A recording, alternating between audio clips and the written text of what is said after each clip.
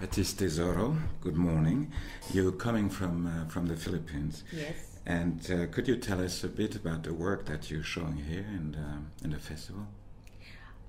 This work that I do, I actually am an embroiderer and a designer, an artisan. We had a foundation about 30 years ago to revive Philippine traditions that were disappearing through livelihood. So pineapple was one of our main projects because pineapple is woven and worn in the Philippines. It's a red Spanish variety. The leaves are very long, and that's what we weave. We don't weave the fruit, but the leaves.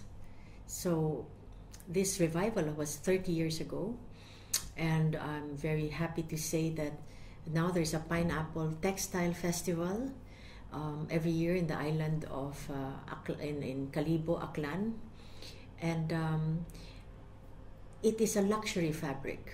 It cannot be mass-produced. From almost zero, the revival brought the fabric up to woven fabric up to 22,000 meters a year, and then it's gone down a little bit now to 17 meters. So to supply global demand is not possible, but it is a beautiful fabric and very much treasured by the Filipinos. And if we mix now with silk, and because of silk mixture, there is a bigger production. It's a totally plant fiber and very tedious work. It's a status symbol, you know, like you buy a Ferrari or something like that. And yeah. So this revival has given a lot of work to people. Yeah, but just a short question. You're talking about Ferraris. How is the percentage of Filipino people who buy this pineapple? It's surprising, but also not surprising. Filipinos, you know, they work abroad as let's say cooks or maids or bankers. If they make it, they build a house, of course, for their family, and if they're asked to be a godfather in a wedding, or they buy pineapple because it's a status symbol. So the market for it is very good in the Philippines. It's like diamonds, you know. It's tradition. Yeah. Yeah, but my question was that do you sell more out of Philippines? No, we don't. I think the majority of the fabric is sold in the Philippines, and this exposition here in the museum is a very good opportunity to show the Europeans and the world, and of course France being one of the leaders of fashion. This is a very good opportunity. Made me very happy to be able to have the chance to show how important and how the process and how it helps the community. And it's not a difficult fabric to use, actually. It's not well known. It's known and it's not well known, you know. When you say piña textile, the Philippines. You know, it's known like that. But to wear, you don't really see. But precisely talking about the process, could you tell us a bit what is the process? You design things and then you work Yes. with craftsmen or with weavers. How is the chain of production? Yes, the production here, you plant the pineapple. In the old days, they just threw it, you know, and then it would grow because it can come from the crown or the leaves. Now they grow it in rows like pineapple, but the leaves are very tall, about 5 to 7 feet long.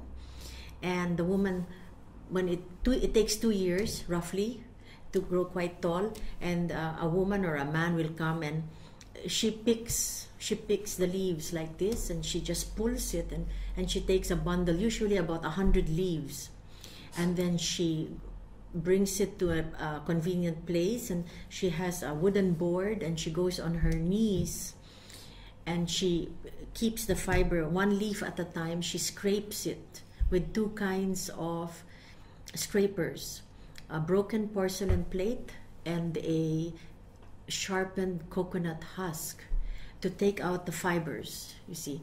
And then after that, she goes to the river and she washes the chlorophyll out, and then she folds it like a piece of textile already, and then she brings it up and then she dries it.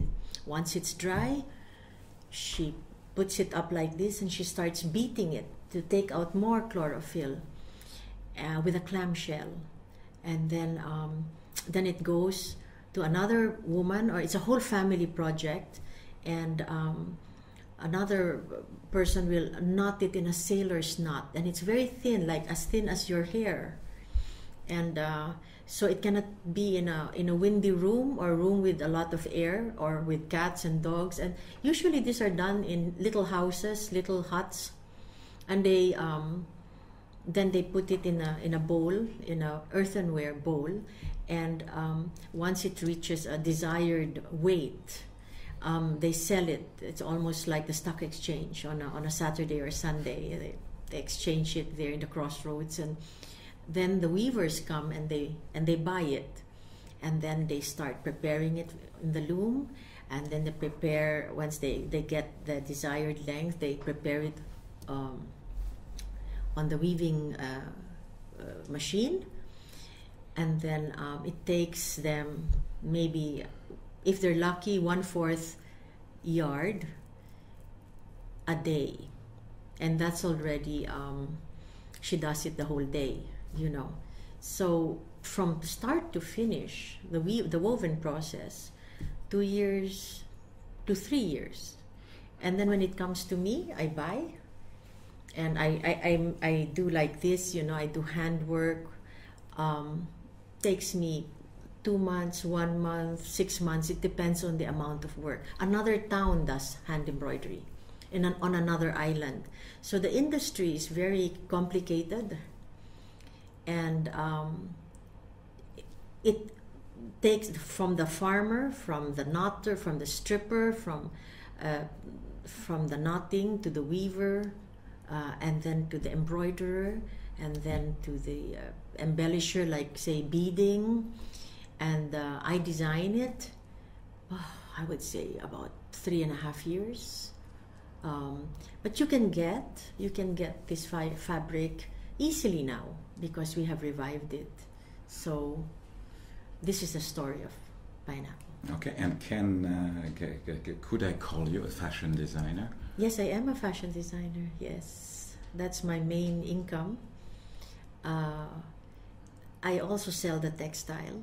I'm not a weaver. It has to come to me, and I buy yardage, and I make it into finished products, and then people buy it. They have to order, and they couture, ananas de la fibre à la haute couture.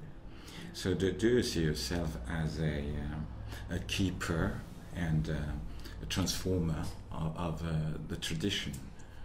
Yes, I would say I'm very nationalistic that way, and if somebody's got to do it, and there's a lot of people now. If you go to the island of the Visayas, where it's grown, you'll see whole communities working on it. But it's also a dying art again.